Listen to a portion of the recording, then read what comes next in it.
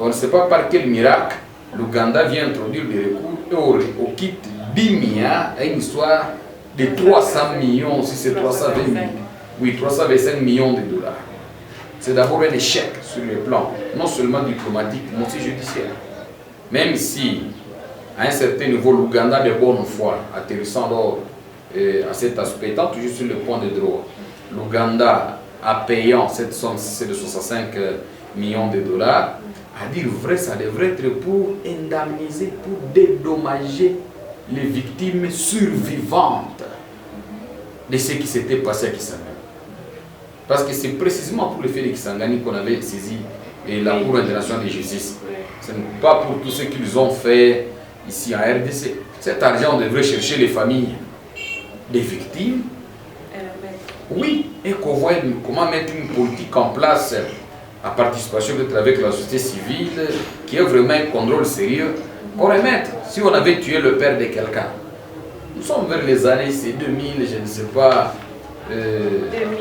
1998 et 2003, oui, vous comprenez déjà. Donc, quelqu'un qui est né en 2003, par exemple, aujourd'hui, à quel âge? Nous sommes en 2022. C'est quelqu'un qui a déjà plus de 18 ans. Et imaginez, on avait tué peut-être son père, ou on avait tué sa mère.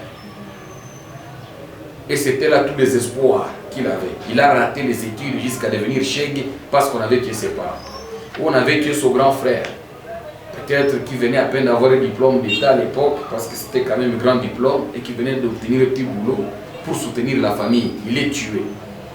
Et toute une vie a été calcinée, les filles sont devenues des prostituées, et les autres enfants, les garçons se retrouvent dans la rue, d'autres même peut-être dans les groupes armés. Vous comprenez qu'il faut qu'on paye. Même si ça ne sera pas à la hauteur de la souffrance que ces familles ont endurée, mais il faut qu'on pose des actes de réparation. La grande difficulté, c'est leur identification. Parce que nous avons cette grande difficulté, il faut que j'y revienne, c'est très important. En droit, même si quelqu'un est mort, revenons même sur le massacre de Kikyo. Revenons sur tout ce qui est en train de se passer à Beni et à Ituri actuellement. On est en train de corriger les gens. Pratiquement, on peut avoir tué peut-être une histoire même de 30 000 personnes. Mais si on trouve 2000 actes de décès, on dira qu'on avait tué 2000 personnes. Alors qu'il y a 30 000 personnes qui ont été tuées. C'est aussi une question de droit qui se pose sur la question de Kisangani. Est-ce que réellement ces personnes-là ont déjà été identifiées? Et est-ce qu'il y a les actes de décès pour prouver juridiquement que réellement il y avait eu des morts? Le gouvernement doit récupérer cet argent et qu'on identifie les vraies victimes et pas les victimes imaginaires, parce que dans un état des voleurs, c'est lui à qui on crie voleur, c'est celui qu'on arrête.